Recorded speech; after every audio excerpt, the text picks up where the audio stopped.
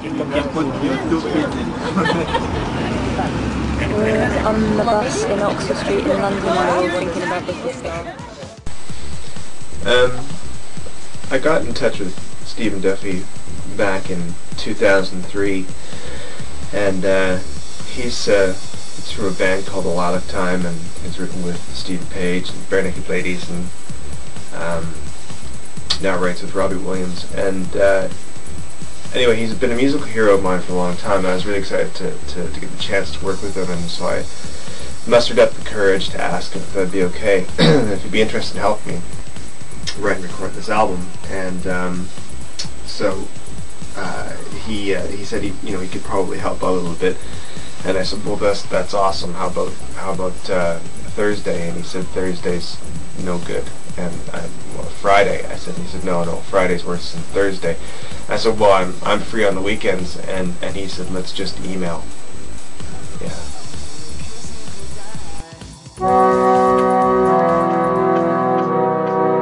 I've spent my nights waiting for you. And that is the genius of Brittlestar, the way you can hear those Celtic roots coming through. Because when I first met Stuart Reynolds in Glasgow, he was playing the bagpipes outside a shoe shop in Sauchiehall Street. But I could tell he was destined for greatness, that with his passion for his Caledonian heritage, he could take Brittlestar to where they are today as Canada's foremost Scottish folk band. Are there any of those hobnobs left? Thanks. What kind of effect do I think the album has had, and Brittlestar in general, on people? Well, I think it's changed lives. I think it's really made people better.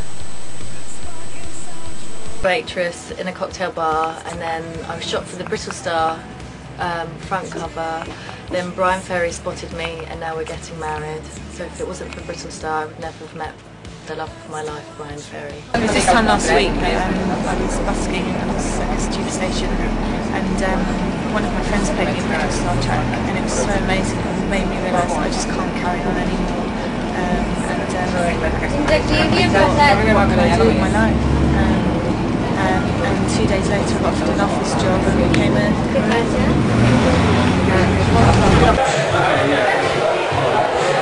Excuse me. Yeah. Sorry, can you tell me what you feel about Brittlestar? Brittlestar? I haven't heard that in a long time. They changed my life. I remember when I first saw them, they were supporting Mudhoney back in '82. They were the most seminal band I've seen in a long time. Great hair, great looks, great legs. And the way that they move on stage really makes me feel young, I'm 42 now, and, I don't look back at a lot of things with a lot of pride, but they were probably my best ever decision that I ever made. Hey, I gotta run. See you later. Brittlestar, they changed my life.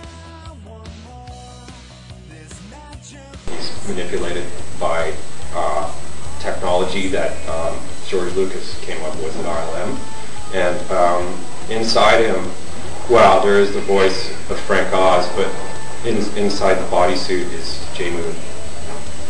It's a tough gig, but I've had a lot of training. My past experience with Cirque du Soleil kind of got me in the mood for the tumbles, the cartwheels. There's a little bit of swashbuckling, but it's in pretty good shape. He's a tough character. But a lot of layers. But he's like chocolate cake. He's delicious. And I'm General Grievous. People don't realize that.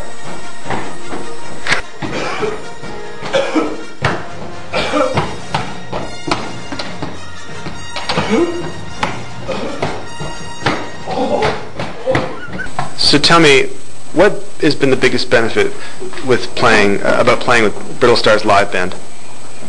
With who? I spent a lot of time in the studio recording the album, so it was really great. There's a lot of time spent on my own, and it was really great to get out and put the band together and hear the songs live, and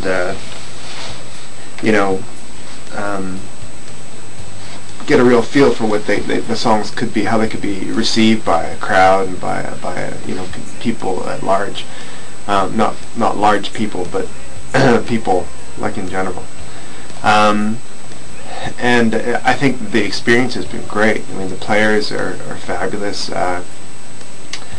Alan Ferguson is playing guitar, and he's been a long-time friend, and I'm an admirer of Alan's abilities.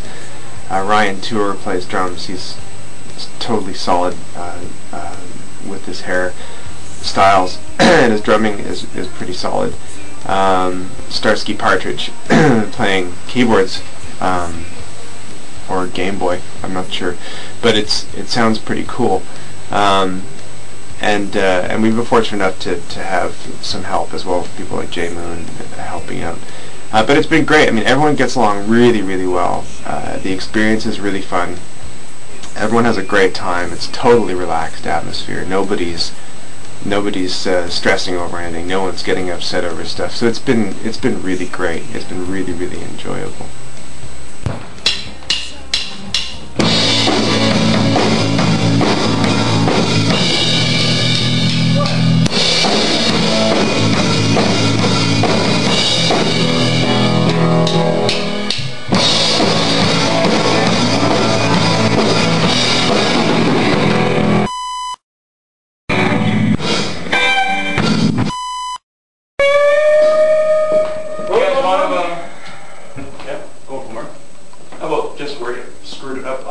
I screwed that up?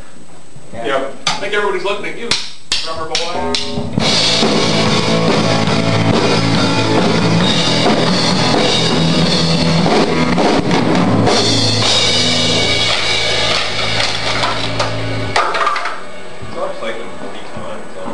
You know what, Ferguson? You're one to talk. Well, I guess I first met Stuart when we were both doing the Queen Street circuit in Toronto. I was in a Bare Naked Lady cover band called the Bare-Assed Nuns, and Stuart was in a sort of rockabilly swing band. It sort of, I think, was part of that whole Gap swing ad scene, and I think his band was called Chewy Stewie and the Brown Biscuit Band.